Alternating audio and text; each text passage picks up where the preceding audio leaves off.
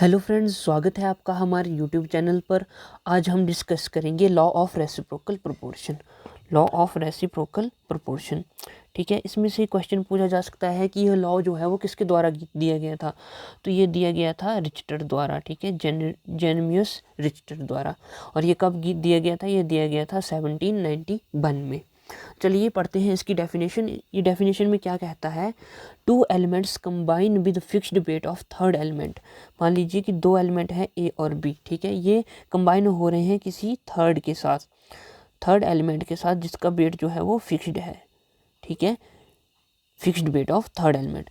Then it is either the same और simple multiple of ratio of weights of two elements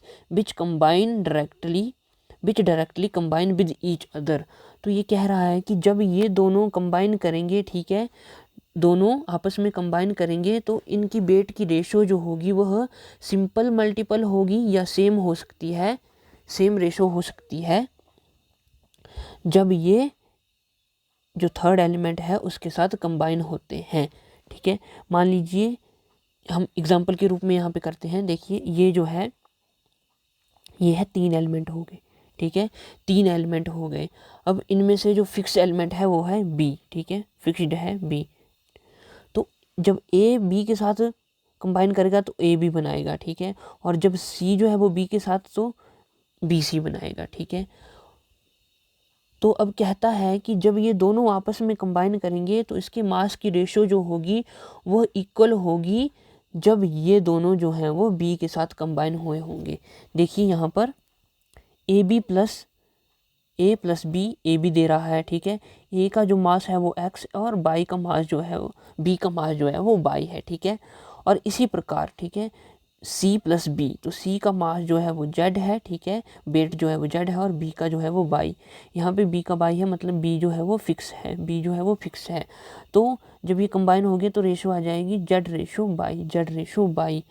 तो mass of ए सी, ठीक है। तो जब ये दोनों आपस में कंबाइन करेंगे, ए और सी, ए प्लस सी जब आपस में कंबाइन करेंगे तो ए सी बनाएंगे। तो इनके मास की रेशो क्या होगी? इनके मास की रेशो वही होगी जब यह बी के साथ दोनों जो हैं वो कंबाइन हुए होंगे, उसका मल्टीपल या सेम टू सेम। तो देखिए ए सी की रेशो आ जाएगी यहाँ से एक्स जेड, ठीक है, एक्स और जेड। और ए सी की रेशो यहाँ से आएगी, ए सी की रेशो एक्स और जेड, ठीक है, एक्स और जेड। जबकि जब ये दोनों आपस में कंबाइन करेंगे तो ये जो रेशो आएगी वह एन मतलब कि होल नंबर या फिर सेम। तो एन की वैल्यू 1 भी हो सकती है, 2 भी हो सकती है, 3 भी हो सकती है, 4 भी हो सकती है। अब एग्जाम्पल के रूप में समझते हैं। देखिए यहाँ पे एच जो है वो फिक्स्ड है, ठीक है, एच जो है वो फिक्स्ड मास है, वेट है। और ऑक्सीजन एच के साथ बना रही है वाटर, और जो सल्फर है वो हाइड्रोजन के साथ बना रही है H2S।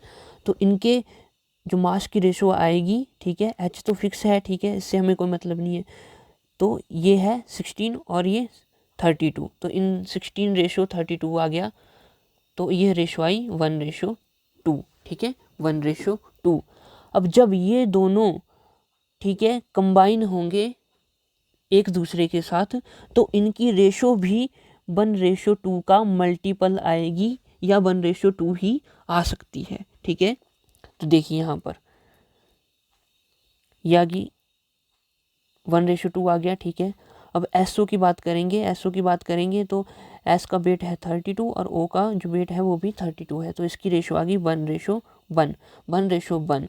अब देखिए 1:1 और 1:2 में क्या डिफरेंस है ना, क्या डिफरेंस है?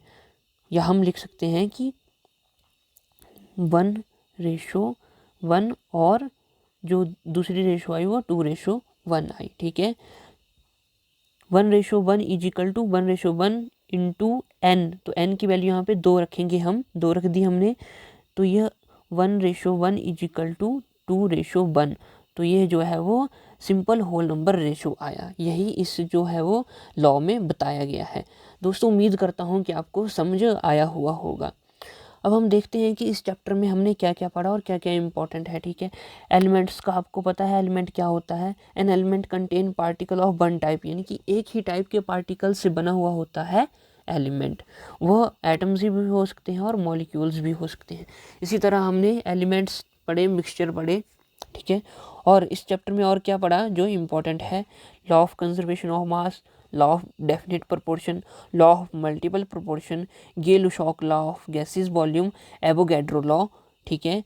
और एटॉमिक मास में के बारे में पढ़ा, फिर एवोगैड्रो कांस्टेंट के बारे में जिसकी वैल्यू जो है वो 6.023 इंटू 10⁻23 या 22 इंटू 10⁻23 होती है, ठीक है, जिसको कि हम 1 मोल भी कहते हैं और ये मोल कंसेप्ट में बहुत यूज़ होता है। और एक इम्पॉर्टेंट जो टर्म है यहाँ पर वो है स्टोक्योमेट्री, ठीक है, स्टोक्योमेट्री। तो स्टोक्योमेट्री क्या होता है, the quantitative study of reactants required और the product formed is called stoichiometry. यानी कि जो रिएक्टेंट्स की क्वांटिटेटिव, कितनी क्वांटिटी में रिएक्टेंट जो है वो यूज़ हो रहा है और कितनी क्वांटिटी में जो प्रोडक्ट हैं फॉर्म हो रहे हैं, उस स्टडी को हम कहते हैं स्टोक्योमेट्री। तो ये था हमारा फर्स्ट चैप्टर। आज फर्स्ट चैप्टर यहाँ पे कंप्लीट हो रहा है, ठीक है। अब हम आपके लिए आगे भी लेते आएंगे इम्पॉर्टेंट टॉपिक जो कि HP टैट के व्यू पॉइंट से बहुत ज़्यादा इम्पॉर्टेंट है और उनसे जो है वो क्वेश्चन बन सकता है, ठीक है। अगर हम हमारे पढ़ाए गए टॉपिक में से 20 क्वेश्चंस भी आ जाते हैं, ठीक है, 20 क्वेश्चन भी आ जाते हैं तो यह बहुत ही बड़ी बात होगी। तो दोस्तों बने रहना है हमारे साथ, सब्सक्राइब करना है हमारा यूट्यूब चैनल, ठीक है। तो मिलते हैं हम आपसे नेक्स्ट वीडियो में।